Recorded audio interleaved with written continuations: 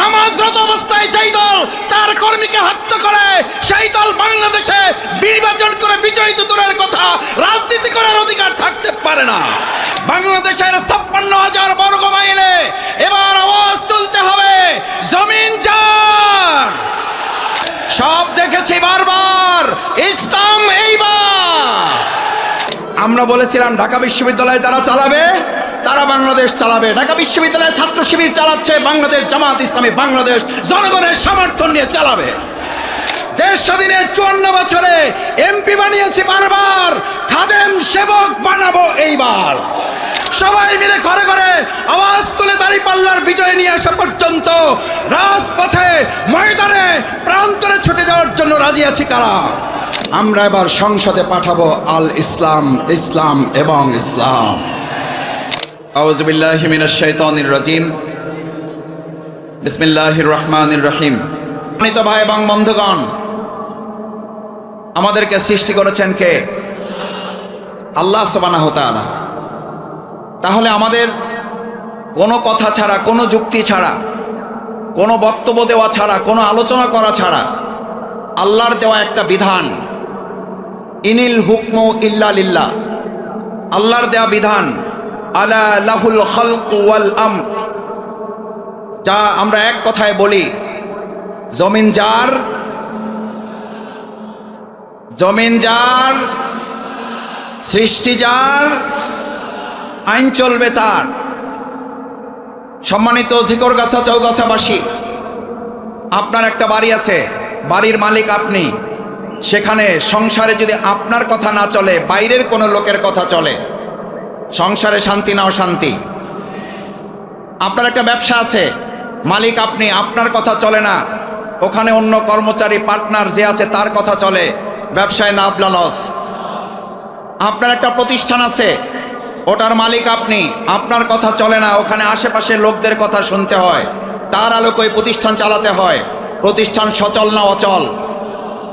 বাংলাদেশ স্বাধীন হয়েছে ৫৩ বছর রেখে, এখন ৫৪ বছরে আমরা একের পর এক এরকম আশপাশের লোক, পার্টনার এবং অন্যদের কথা শুনে বাংলাদেশ পরিচালিত হয়েছে। শান্তির পরিবর্তে অশান্তি, সচলের পরিবর্তে অচল, সুন্দরের পরিবর্তে অসুন্দর, ন্যায়ের পরিবর্তে অন্যায়, আলোর পরিবর্তে অন্ধকার যেমন ছেয়ে গেছে, আজ আমরা একবার দেখতে চাই মানুষের দেখা বারবার শেষ, ইসলামের বাংলাদেশ। সব দেখেছি বারবার, ইসলাম এইবার।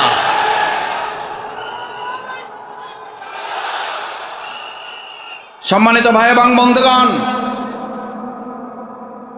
আমাদের মাঠে খেলা হয়, আপনি কাউকে এই কথা বলেন, আপনাকে অযোগ্য ঘোষণা করা হলে আপনাকে খেলতে দেওয়া ছাড়াই, এটা বিবেক সম্মত না বিবেক বর্জিত? খেলতে না দিয়ে কাউকে অযোগ্য ঘোষণা করা যাবে? আমরা যদি বাংলাদেশের সাধারণ একটা বিবেকের কাছে এই আবেদনটুকু তো করতেই পারি, আমাদের এই প্রিয় মাতৃভূমি বাংলাদেশ ৫৪ বছরে আমরা দলের পর দল, মতের পর মত, প্রতীকের পর প্রতীক দেখতে দেখতে আমরা ক্লান্ত, দেখতে দেখতে আমরা টায়ার্ড, আমরা পরিশ্রান্ত। আমরা ৯০ ভাগ মুসলমানের দেশে মৃত্যুর আগে একবার ইসলাম দ্বারা পরিচালিত বাংলাদেশটা দেখে যেতে পারছি না। এই আফসোস, এই অন্তর্জালা নিয়ে এবার আমাদের হৃদয়ের সবটুকু আবেগ, ভালোবাসা উজাড় করে শুধু ঝিকরগাছা চৌগাছায় নয়, বাংলাদেশের ৫৬,০০০ বর্গ মাইলে এবার আওয়াজ তুলতে হবে জমিন যার।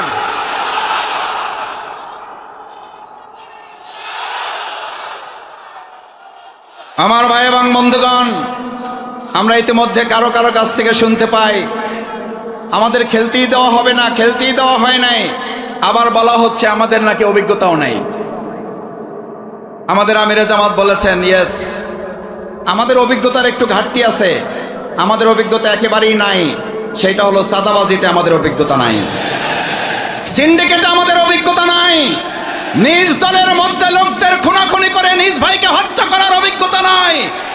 নামাজ চলতেছে এই অবস্থার অপেক্ষা না করে নামাজরত অবস্থায় যেই দল তার কর্মীকে হত্যা করে সেই দল বাংলাদেশে নির্বাচন করে বিজয়ী দূরের কথা রাজনীতি করার অধিকার থাকতে পারে না।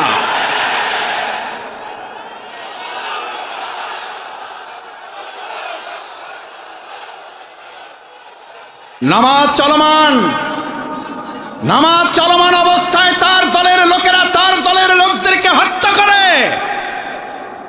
আমি তাদের বিবেকের কাছে জানতে চাই, নামাজরত অবস্থায় আপনার দলের আপনার কর্মী আপনার কাছে নিরাপদ নয়, আপনার কাছে বাংলাদেশের কোনো আরেকজন মানুষ নিরাপদ হতে পারে না। আমাদের অভিজ্ঞতা নাই। প্রধান অতিথি, পদপ্রার্থী, সংসদ সদস্য প্রার্থী, বিশেষ অতিথি বক্তব্য রাখবেন, সেজন্য আমি কথা লম্বা করতে চাই না।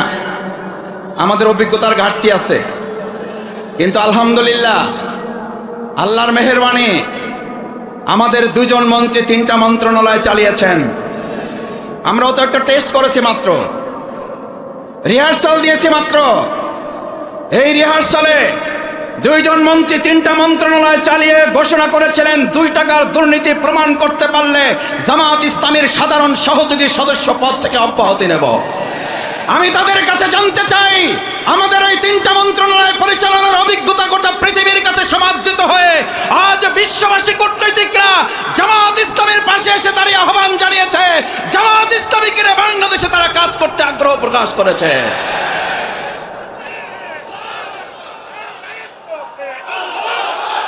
আমার ভাই এবং বন্ধুগণ, আমাদের অভিজ্ঞতা নাই। ওনারা বলতেন ভবিষ্যতে রাষ্ট্র চালাইতে হইলে আগে মিনি পার্লামেন্ট চালাই আসতে হবে। মিনি পার্লামেন্ট চালান, তারপরে মানুষ বিবেচনা করবে আপনারা ফুল পার্লামেন্ট চালাইতে পারেন কিনা। মিনি পার্লামেন্ট ঢাকা বিশ্ববিদ্যালয় সংসদ, মিনি পার্লামেন্ট চট্টগ্রাম বিশ্ববিদ্যালয় ছাত্র সংসদ, মিনি পার্লামেন্ট রাজশাহী বিশ্ববিদ্যালয় ছাত্র সংসদ, মিনি পার্লামেন্ট জাহাঙ্গীরনগর বিশ্ববিদ্যালয় ছাত্র সংসদ। আজ তাদের কথা দিয়ে তাদেরকে জিজ্ঞেস করতে চাই, মিনি পার্লামেন্ট যখন হয় তখন আপনারা বলেছিলেন ওখানে তো আমাদের ছাড়া কাকে ভোট দেবে, দেওয়ার তো কেউ নাই। নাই যেখানে বলেছেন, আলহামদুলিল্লাহ আল্লাহ রাব্বুল আলামিন তার অশেষ মেহেরবানি দিয়ে ফুল পার্লামেন্ট 4টা বিশ্ববিদ্যালয় আমাদেরকে আল্লাহ দান করলেন। শুধু দানই করেন নাই, বাংলাদেশে মডেল বিশ্ববিদ্যালয় পরিচালনার ছাত্র সংসদ ছাত্র শিবির উপস্থাপন করে দেখিয়েছে বাংলাদেশ জামাত ইসলামী ভবিষ্যতে মডেল বাংলাদেশ উপহার দিতে পারবে।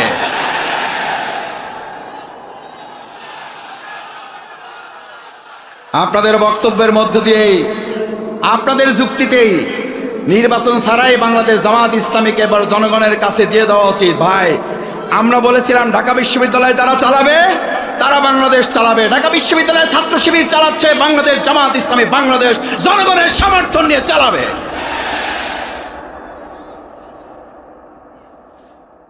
আমরা শুনলাম ওই জামাত ইসলামী হুজুর, ওনাদের টুপি আছে, দাড়ি আছে, ওনাদের জানাজায় ভালো মানায়, মিলাদ শরীফে ভালো মানায়, নবজাতকের কানে আজান দেওয়া ভালো মানায়। ওনাদের তো এইসব বিশ্ববিদ্যালয়, সংসদ, গণভবন, বঙ্গভবন, সর্বোচ্চ হইলে ওনারা জাতীয় মসজিদ বাইতুল মোকাররমে ওনারা একেবারে দয়া দাক্ষিণের অংশ হিসাবে ইমামতি করতে পারেন। ভাই বন্ধুগণ, আমার ভাই বোনেরা, হিন্দু ধর্মাবলম্বী যারা আছেন, বাংলাদেশ ইসলামী ছাত্র শিবির ঢাকা বিশ্ববিদ্যালয়ে নির্বাচিত হওয়ার পর তারা ঘোষণা দিয়েছিল হিন্দু ধর্মাবলম্বী যারা জগন্নাথ হলে আমাদেরকে 7 ভোট, 8 ভোট, 10 ভোট দিয়েছে, আমাদের উন্নয়ন অগ্রগতি যাত্রা ওই জগন্নাথ বিশ্ববিদ্যালয় থেকে শুরু করে আমরা জাস্টিস, ন্যায় বিচার এবং তাদের অধিকার প্রাপ্তিটা আমরা সেখান থেকে শুরু করে প্রমাণ করেছে ছাত্র শিবির। জামাত ইসলামী ছাত্র শিবিরের হাতে যথাযোগ্য অধিকার প্রতিষ্ঠিত করা সম্ভব।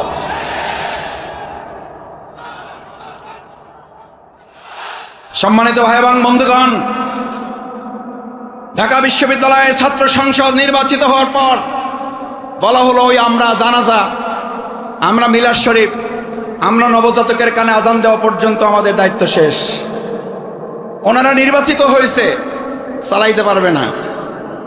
ছাত্র ভালো, পাশ করতে পারবে না, পাশ করলেও চাকরি পাবে না, চাকরি পাইলেও বেতন পাবে না, বেতন পাইলেও বরকত হবে না, বরকত হইলেও সংসার চলবে না।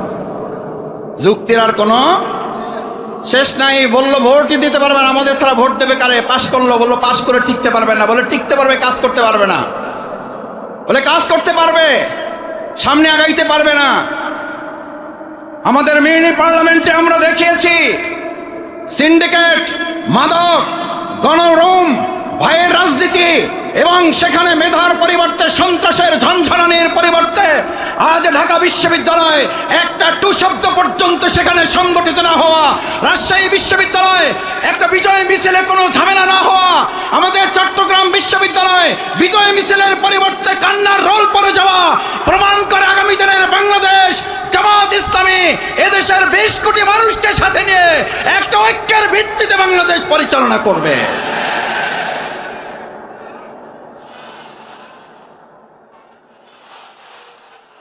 ঢাকা বিশ্ববিদ্যালয়ের বিজয়ের পর ঢাকা বিশ্ববিদ্যালয়ে মিছিল হয়েছে, চট্টগ্রামে হয়েছে, রাজশাহী বিশ্ববিদ্যালয়ে হয়েছে, হয় নাই হয়েছে তাহাজ্জুদ নামাজ, হয়েছে হাত তুলে আল্লাহর কাছে চোখের পানি দিয়ে মসজিদের স্টেটমেন্টগুলো ভিজিয়ে দিয়ে আল্লাহর কাছে আমরা বলেছিলাম, আল্লাহ যে বিজয় আপনি দিয়েছেন এই বিজয়ের মর্যাদা রক্ষা করার জন্য আমাদের যে দায়িত্বগুলো রয়েছে সেই দায়িত্ব যেন পালন করতে পারি।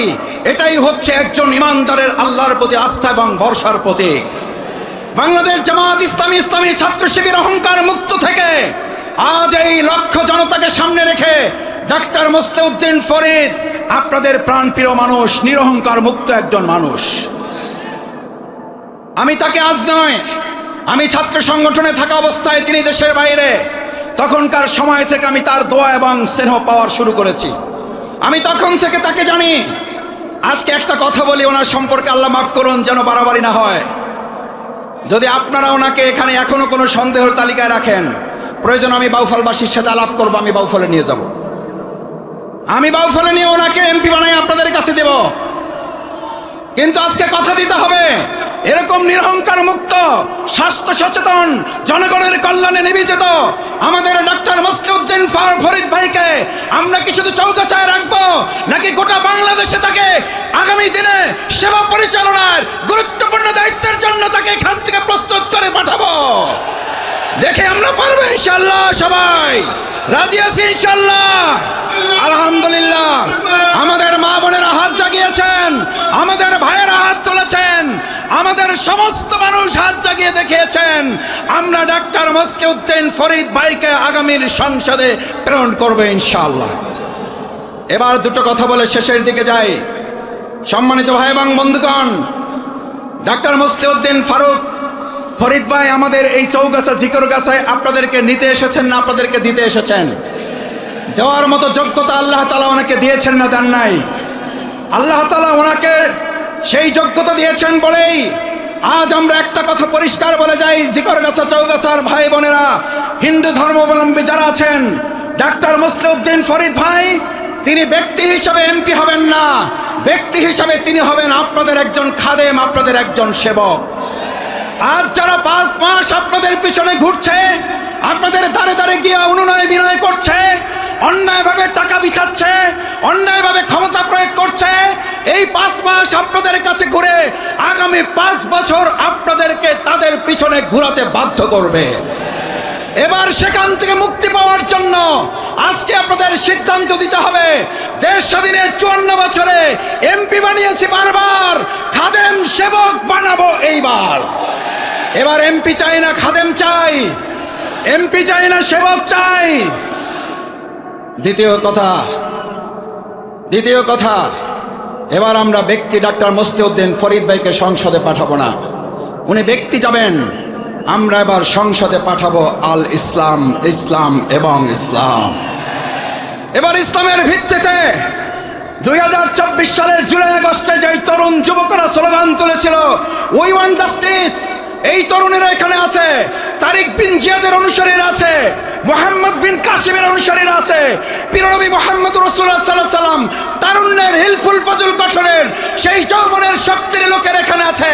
আমি তাদের কাছে জিজ্ঞেস করতে চাই, উই ওয়ান্ট জাস্টিস একমাত্র ন্যায় বিচার দিতে পারে যেই সংগঠন, যেই দল, যেই ইসলাম, সেই ইসলামের ভিত্তিতে এবার সবাই মিলে ঘরে ঘরে আওয়াজ তুলে দাঁড়িপাল্লার বিজয় নিয়ে আসা পর্যন্ত রাজপথে, ময়দানে, প্রান্তরে ছুটে যাওয়ার জন্য রাজি আছি কারা?